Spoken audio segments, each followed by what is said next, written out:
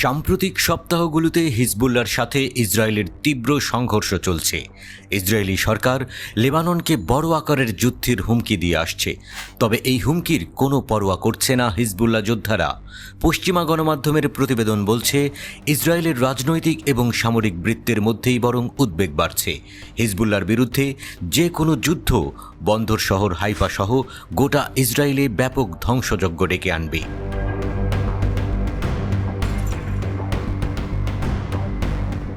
লেবাননের সংবাদপত্র আল আখবারের প্রতিবেদনে বলা হয়েছে, লেবাননের বিরুদ্ধে যুদ্ধ সম্প্রসারণের জন্য ইসরায়েলের হুমকি বিপরীত প্রভাব ফেলেছে। ইসরায়েলি রাজনৈতিক, মিডিয়া এমনকি সামরিক বাহিনীর মধ্যে ভয় ও উৎকণ্ঠা বাড়ছে। তারা এই ধরনের যে কোনো যুদ্ধকে গণ আত্মহত্যা বলে বর্ণনা করেছে।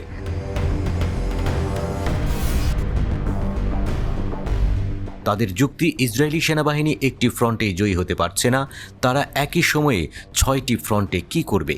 সংবাদপত্রটি এক ইসরায়েলি রিজার্ভ জেনারেলের উদ্ধৃতি দিয়ে জানিয়েছে, ইসরায়েলি সেনাবাহিনীতে সংস্থানের তীব্র ঘাটতি রয়েছে। তিনি ইসরায়েলে বিপর্যয় এবং ধ্বংস সম্পর্কে সতর্ক করে দিয়েছেন যদি হিজবুল্লাহর সাথে একটি পূর্ণাঙ্গ যুদ্ধ শুরু হয়।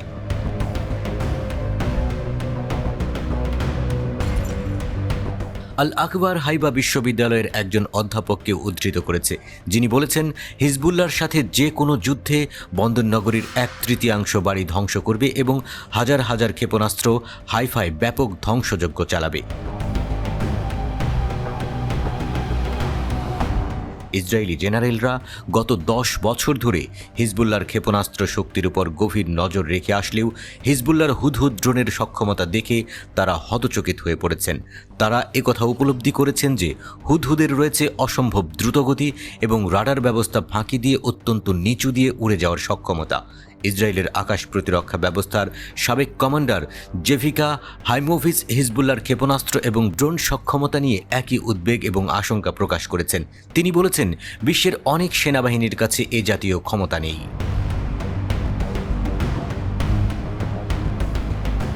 আল আকবার অনুসারে ইসরায়েলের হারেজ সংবাদপত্র বলেছে, হিজবুল্লাহ তার নির্ভুল অস্ত্র এবং প্রযুক্তিগত সঠিক তথ্য সংগ্রহের কারণে একটি স্মার্ট সেনাবাহিনীতে পরিণত হয়েছে। তারা সহজেই ইসরায়েলি সেনাবাহিনী এবং সরকারের অবকাঠামোগুলোকে হুমকি জানাতে সক্ষম। হারেজ বিশেষভাবে হিজবুল্লাহর ড্রোনগুলোর কথা উল্লেখ করেছে।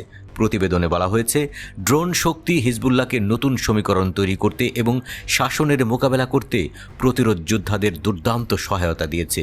ইসরায়েলি সংবাদপত্রটি বিশ্বাস করে, হিজবুল্লাহ সম্পূর্ণ প্রস্তুত এবং একটি দীর্ঘ সময়ের যুদ্ধ লড়তে পারে।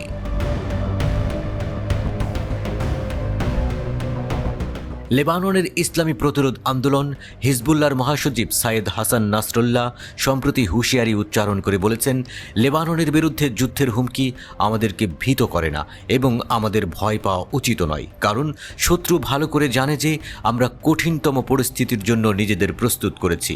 সেই সঙ্গে সে একথাও জানে যে আগ্রাসন চালালে তার কপালে কি আছে।